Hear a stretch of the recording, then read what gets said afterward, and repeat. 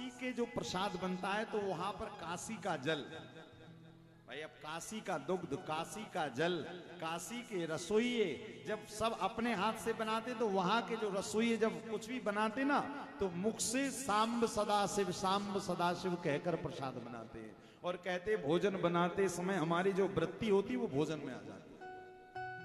इसी कारण माताएं जब घर पे भोजन बनाए तो झगड़ा करके मत बनाइए, मोबाइल की उल्टी सीधी वीडियो देखकर भोजन मत बनाइए, डिश देखकर मत बनाइए। तो जब भोजन बनाइए तो भगवान का स्मरण करते हुए भोजन बनाइए। जब घर पे भगवान का स्मरण करते हुए भोजन बनाते उसी का नाम प्रसाद है, प्रसाद। और फिर जब वो आपके घर में बच्चे, आपके पति, आपके कोई भी खाएगा तो उसकी बुद्धि भी पवित्र होगी, उसको प्रसाद कहा जाता है। तो लिखा है कि शिव पार्थिव शिवलिंग पर जो निर्माल अर्पित हो जाता उसकी महिमा सुनिए क्या है कि दृष्टवा वपि शिव नैवेद्यम यान्ति पापानि दूरता भुक्ते तो शिव नैवेद्यम पुण्यान्यान्ति कोटिशा।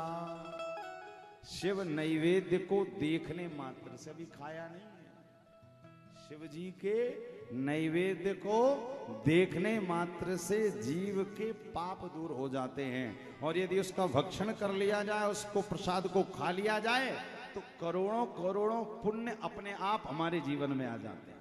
पाप तो नष्ट होते हैं देखने मात्र से, और यदि शिव जी का निर्माल्य खा लिया जाए, शिव प्रसाद खा लिया जाए तो फिर पुण्यों से कहा नहीं जाता भैया हमारे पास आओ। शिव जी का प्रसाद खाने के बाद पुण्य अपने आप हमारे जीवन में आ जाए।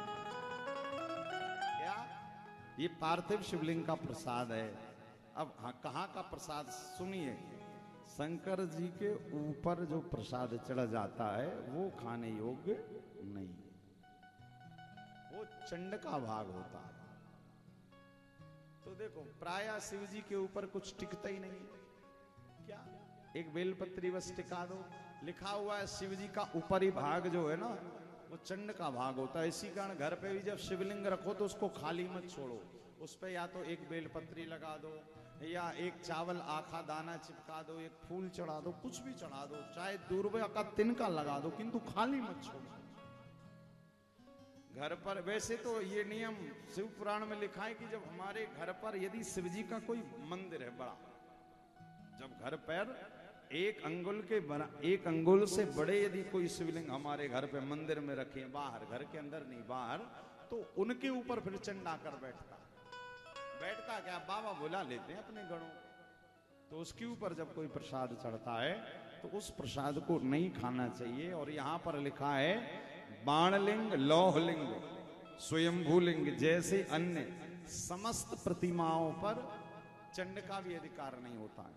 स्वयंभू यदि कोई शिवलिंग अपने आप प्रकट हुआ है, जैसे आप काशी विश्वनाथ गए, अब काशी विश्वनाथ का शिवलिंग तो अपने आप में मणि कहा गया, विश्वेश्वर भगवान का प्रतीक मानकर उनको स्थापित किया गया, तो उनके ऊपर भी यदि कोई प्रसाद चढ़ाए तो उसको आप ग्रहण कर सकते हैं। यहां पर लिखा है कौन कौन से शिवलिंगों में चंड को भाग नहीं दिया जाता है कि बाणलिंगे चलो हे चा सिद्धे लिंगे स्वयं भुवे प्रतिमा सुचा सर्वा सुना चंडोधिकृतो भवे।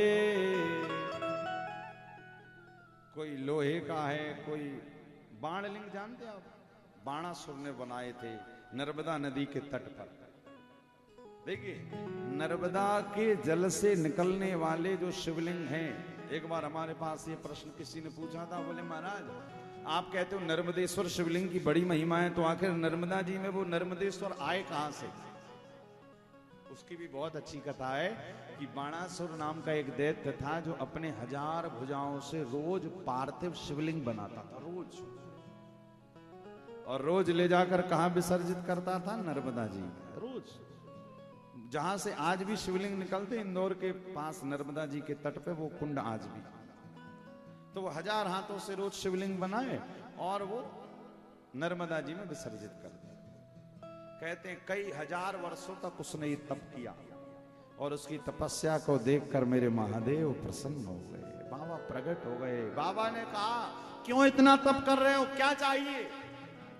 कहते हैं 1000 वर्षों के तप के बाद उस बाणासुर ने बहुत सारी सिद्धियां प्राप्त कर ली थी और उसने एक और वरदान मांगा, हे महादेव, हे पार्वती के प्रिय, हे कैलाशाधिपति, मैं आपसे केवल एक वरदान मांगना चाहता हूं कि मैंने जितने 1000 वर्षों तक इस नर्मदा जल में मिट्टी के शिवलिंग डाले हैं, आज के बाद वो सारे शिवलिंग पत्थर के हो जाएं और उन सभी शिवलिंगों में आपका अखंड रूप से वास हो जाए। बाबा ने कहा तथास्तु। उन्हीं शिवलिंगों को नर्मदेश्वर शिवलिंग कहा।